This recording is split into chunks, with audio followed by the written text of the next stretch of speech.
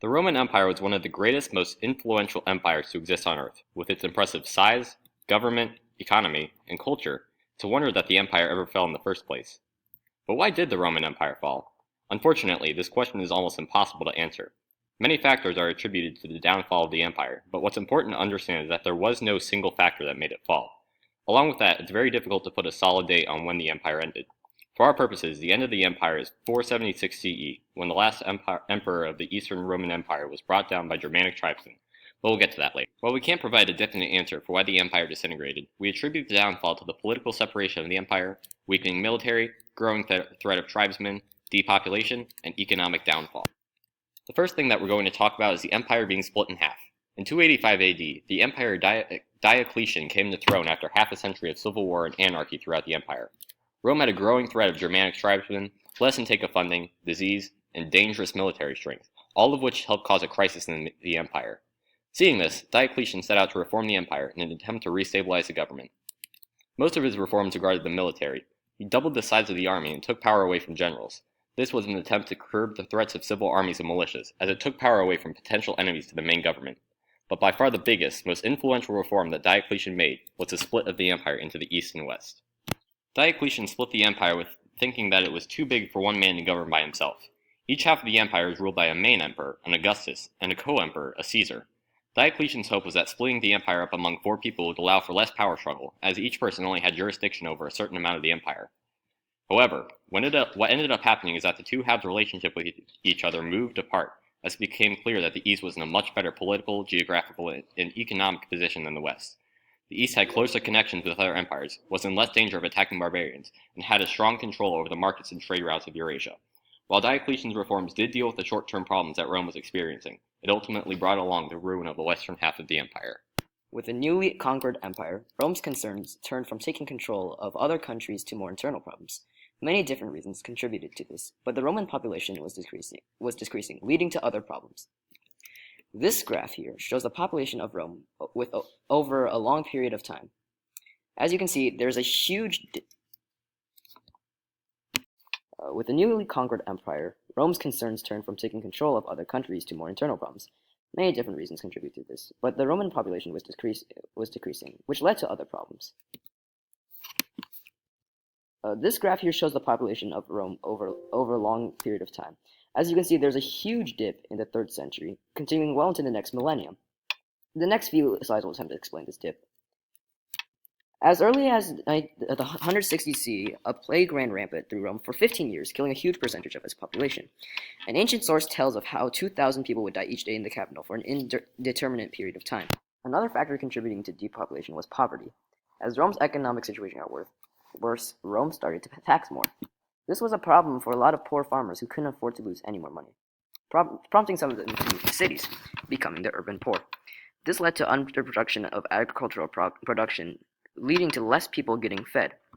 This, in turn, discouraged people from having children, thus lowering the population even further. Ancient Rome had one of the most impressive armies at its peak, allowing it to conquer most of the Mediterranean. This impressive army eventually became undisciplined and ineffective, and became one of the key factors in the Western Roman Empire's downfall. As the Roman population decreased, its army started to lack new recruits. Since Rome controlled vast territories at the time, its army needed to be equally big. Without the people, there was no army. To compensate for this, Rome started to hire Germanic tribesmen to fill in the missing spots. Soon, the army would be about half barbarians and half citizens. This led to a few problems. The Roman military strategy was vastly different from the barbaric one, requiring great discipline in numbers. This was something the barbarians were not used to, and barbarians' legions were often under Roman command. These legions were largely ineffective for this reason. This allowed the invading barbarians to defeat the undisciplined Roman army on numerous occasions, despite being outnumbered and out-equipped. While armies can be replenished, there were reasons why the Roman army couldn't get back to its former greatness.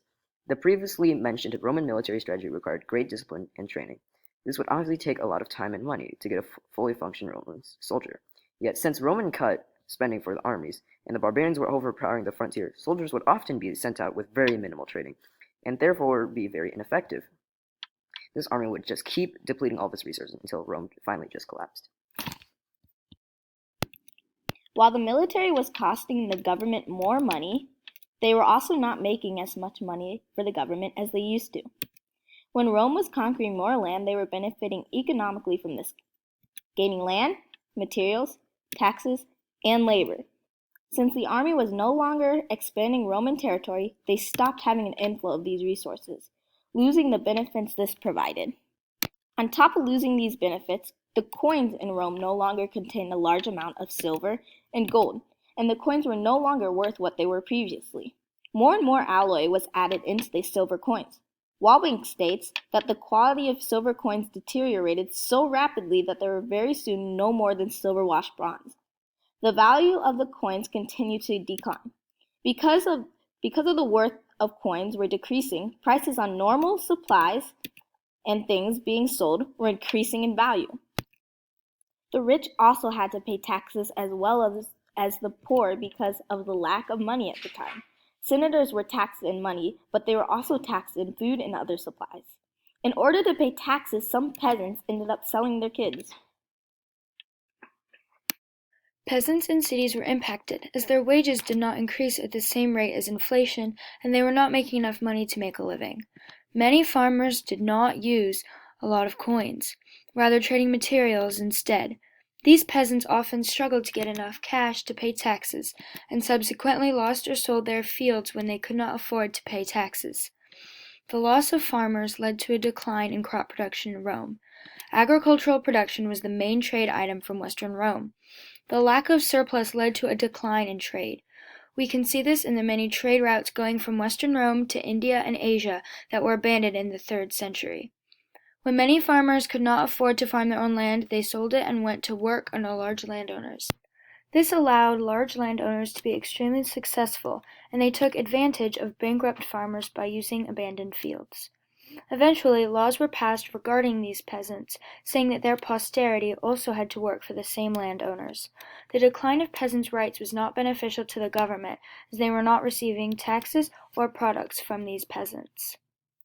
While the downfall of Rome was definitely a huge deal, this wasn't the first time that an empire as big as Rome fell for these reasons.